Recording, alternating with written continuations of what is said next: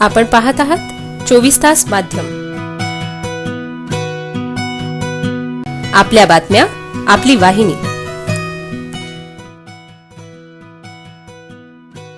भाव अजिबात नव्हता.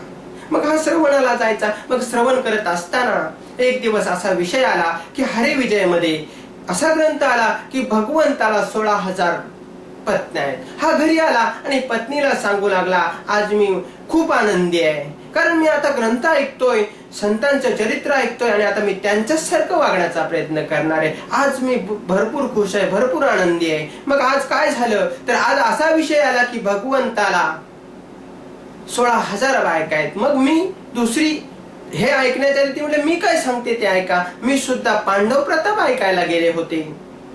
मी सुद्धा, आणि तिथे सुद्धा असा विषय आला की पांडवांना 5 पांडवांना एकच पत्नी होती असं म्हटल्यानंतर तो गप्प बसला. मग अशा प्रकारे श्रवण करायला आम्ही गेल्यानंतर आम्हाला मोक्ष प्राप्त होईल का? येथे मोक्ष असे ऐकतात श्रवणामाची. मग ते श्रवण करत असताना आम्ही तल्लीनतेनं लीनतेनं श्रवण जर केलं तर आम्हाला मोक्ष प्राप्त झाल्याशिवाय राहणार नाही. कारण श्रवणाची चाड खऱ्या अर्थानं श्रवण असं असतं. असं श्रवण केलं पाहिजे का समोरचा वक्ता आम्हाला जे सांगतोय ते चातक जसा पाण्याची वाट बघत असतो तद्वत त्या चातक पक्षाप्रमाणे आम्ही श्रवण केलं पाहिजे. म्हणजे वक्त्याच्या तोंडातून येणारा शब्द न शब्द आम्ही झेलला पाहिजे.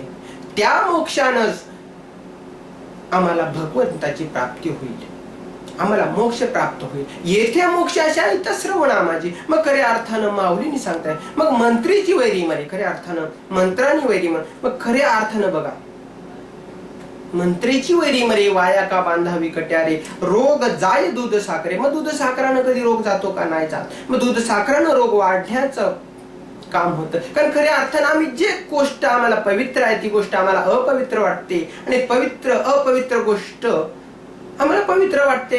माऊलींनी 9व्या अध्यायात दृष्टांत देताना सांगितलंय का पाहे पा दूध पवित्र आणि गोड, पाशी त्वचेची पदराड, परी ते अवहेरून गोचिड अशुद्ध काय न घेती.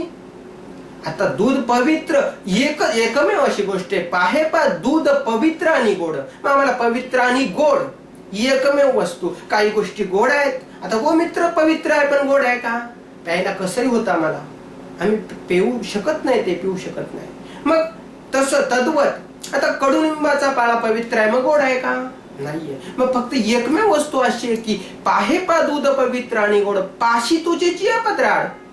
मग आम्हाला गोड किंवा पवित्र गोष्ट आम्हाला आवडत नसते. मग तो गोचिडाची आमची अवस्था झालेली आहे. तो गोचिड काय करतो? पाशी त्वचेची पदराड, परी ते अवहेरून गोचिड अशुद्ध काय न घेती. किती अंतर आहे गोचिडामध्ये आणि दुधामध्ये. 1 इंचाचं सुद्धा अंतर नाहीये त्यांच्यामध्ये. तरी सुद्धा तो गोचिड दूध न पिता, अशुद्ध दूध न पिता तो रक्ताचं सेवन करत असतो. तद्वत आमची अवस्था. का कमलकंदा आणि दरदोरी, नांदनुक एकलेची घरी, परी पराग शेवजे भ्रमरी, येराची कुलू चिवरे. आम्ही तो पराग न श्रवण करता, आम्ही हे ज्ञानाचं श्रवण न करता नको त्या गोष्टीचं श्रवण करतो. कारण का कमलकंदा म्हणजे कमलकंदा आणि दरदुरी म्हणजे कमलाचं कंद आणि दरदुरी म्हणजे बेडू, ती एकत्रच. नांदनुक एकलेची घरी, परी पराग शेवजे भ्रमरी, येरा चिकली चिवरे. म्हणजे तो भ्रमर बाहेरून येऊन तो परागाचं सुगंध असा सेवन करतो आणि हे चिखल खातय त्याच्या. तद्वत आम्ही येथे असून श्रवणाला येऊन आम्ही श्रवणात नसतो. मग श्रवण केलं पाहिजे. पुढे दृष्टांत देत आहेत. निर्दैवाच्या पाऱ्यावरी, लोह्या ऋतल्या सहस्रवरी, ते तर बैसूनी उपवास करी का दरिद्रीजी आहे. एखादा दरिद्री माणूस आहे आणि तो पारावर बसलाय आणि फाटलेल्या झोलीला गाठी मारतोय. तद्वत आणि जेथे ज्या बसलाय त्या खाली धनाचे हांडे आहेत. तद्वत अवस्था झालेली आहे. निर्दैवाच्या पारावरी, लोह्या ऋतल्या सहस्रवरी, येत बसून उपवास करी का दरिद्रीची आहे. त्या दरिद्र्याची अवस्था आमची झालेली आहे. कारण आमच्यातला देव आमच्यात आहे पण तो आम्हाला कळत नाही. तैसा असता हृदया मी रामू, असता सर्व सुखाचा रामू, का भ्रांताशी कामो विषयावरी. मग तद्वत आमची अवस्था झालेली आहे. एवढं सोपं सांगितलंय माऊलींनी की श्रवण करा. तरी सुद्धा आम्ही श्रवण न करता नको त्या गोष्टीचा विचार करतो. तैसा असता हृदया मी रामू, आमच्या हृदयात देवे असता सर्व सुखाचा आरामो का भ्रांताशी कामो विषयावरी. पण आम्ही विषयाकडे धावतो, नको त्या गोष्टीकडे आमचं मन धावतं, कारण आमच्या मनाचा स्वभाव आहे.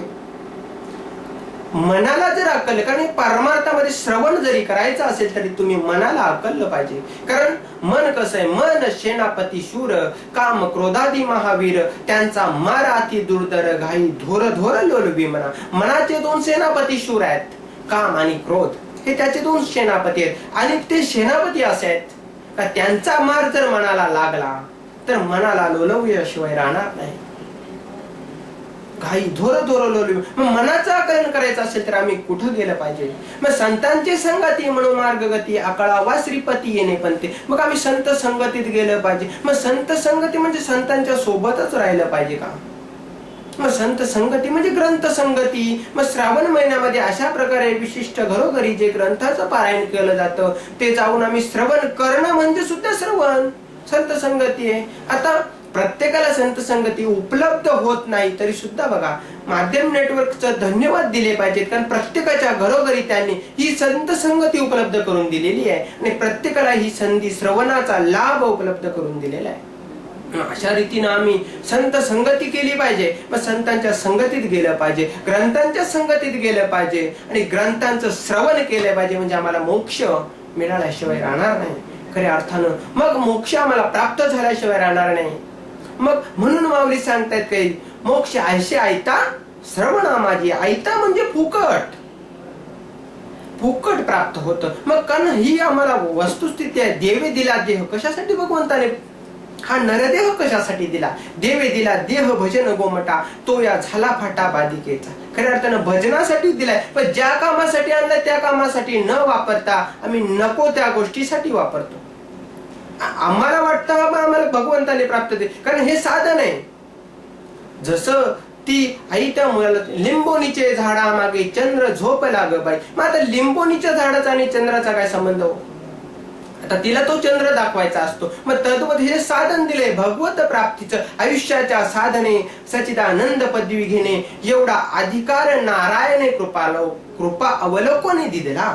महा अधिकार दिलाय आम्हाला भगवंताने, का या अधिकारानं आम्ही भगवंताची प्राप्ती करून घेऊ शकतो, भगवंताची प्राप्ती करून घेऊ शकतो. मग त्यासाठी आमच्या मनाला आधी, कारण मनाचा स्वभाव असा आहे की मन इंद्रियांचा राजा, सर्व भावे त्याशी भजा. कारण मन आधी मन घेई आती, तोची गणाचा गणपती. आधी जर मन आमच्या हातात नसेल, कारण मन जर नसेल, आम्ही श्रवणाला गेलोय आणि आमचं मन जर आमच्या घरी असेल तर मग त्या श्रवणाचा काय फायदा? नाही होणार. कारण सहज एखाद्याला वाटतं का समोरवाल्यांच्या घरी ग्रंथ लावलाय, आम्ही जातो ऐकायला, पण हा निघत असताना समोर टीव्ही लावले असतो, टीव्हीवरती कार्यक्रमावरती याचं मन जातं. घरात काहीतरी खायला बनत असतं, तिकडे नाकाला त्याचा वास येतो, त्याला वाटतं हे खावं का, आणि पुन्हा मुलं बोलतात जाऊ नको. मग हा जातो, फक्त याचा देह तिथे जातो आणि याचं मन घरी असतं. मग असं श्रवण केल्यानंतर मोक्ष ऐकता मिळणार आहे का? नाही. मग पूर्णत्वानं मनानं केलेलं. मग तू मन हे मीच करी, माझी वजनी प्रेम तरी सर्वत्र नमस्कारी मज एकाते. मग ते मन एक मीच करायला सांगितलंय भगवंतानी. मन म्हणजे मदरूप. मन तुम्ही मजरूप करा. हे मन मदरूप जर केलं तर तुम्ही भगवंताची प्राप्ती झाल्याशिवाय राहणार नाही. कारण तैसा मनाचा मारू न करता, इंद्रियासाठी दुःख न देता, येथे मोक्ष असे ऐता श्रवणा माझी. मग ते अशा प्रकारचं जर श्रवण केलं तरच भगवंताची प्राप्ती होईल. नाहीतर मग म्हणायचं आम्ही ग्रंथ श्रवण करतो, आम्ही ग्रंथ ऐकतो, आम्ही श्रवण करतो, मग आम्हाला का प्राप्त होत नाही? मग श्रवण भक्ती, श्रवण कीर्तन वंदन सत्य दास्य आत्मनिवेदन अशी 9 विधा भक्ती सांगितलेली आहे. अशा 9 विधा भक्ती नंबर 1 ची भक्ती म्हणजे श्रवण. आणि श्रवण आणि श्रावण यात काय फरक नाही. श्रवण म्हणजेच श्रावण आणि श्रावण म्हणजेच श्रवण. मग या श्रावणामध्ये आपण श्रवण केलं पाहिजे आणि अशा रीतीनं ही उपलब्ध संधी आहे प्रत्येकाने. कारण मनाचा स्वभाव आहे, ज्या गोष्टीत मन गुंतलं त्या गोष्टीचं आकलन करत असतं. म्हणून आम्ही काय केलं पाहिजे तर श्रवण केलं पाहिजे. प्रत्येकाच्या घरी शिवलीला अमृतची पारायण होतील. शिवलीला अमृत कोणाकडे नवनाथ पारायण चालू आहेत. अशा रीतीनं जे हे उपक्रम चालू आहेत, हे उपक्रमामध्ये आम्ही गेलो पाहिजे, तिथे श्रवण केलं पाहिजे. कारण ग्रंथांशिवाय आम्हाला तरुणोपाय नाही. आणि ग्रंथांचं श्रवण केलं हे माऊली सुद्धा सांगतात, ग्रंथांशिवाय आम्हाला पर्याय नाही, म्हणून आम्ही श्रवण केलं पाहिजे. मंत्रेची वैरी मरी, वाया का बांधावी कट्यारे, रोग जाय दूध साखरे, निंब का प्यावा. अशा रीतीनं जर आम्ही श्रवण केलं तर आम्हाला मोक्ष प्राप्त झाल्याशिवाय राहणार नाही. म्हणून प्रत्येकानं या महिन्यामध्ये अर्धा तास का होईना, कारण आत्ताचं युग धावतं युग आहे, मग अर्धा तास का होईना श्रवण करावं. प्रत्येकानं श्रवण केलं पाहिजे. मग ते श्रवण कसं केलं पाहिजे? मग प्रत्येकाला वेळ मिळत नाही, मग प्रत्येकाला वेळ मिळत नसतो. मग टीव्हीच्या माध्यमातून का होईना आमच्या माध्यम नेटवर्कानं आम्हाला ही संधी उपलब्ध केली, घरोघरी ही ज्ञानगंगा उपलब्ध केली. त्या रीतीनं हा उपक्रम चालू झालेला आहे. मग त्याची संधी प्रत्येकाला उपलब्ध केली, म्हणून माध्यम नेटवर्काचं आभार. खऱ्या अर्थानं माऊली सांगतायत, मंत्रेची वैरी मरे, वाया का बांधावी कट्यारे, रोग जाय दूध साखरे, निंब का प्यावा.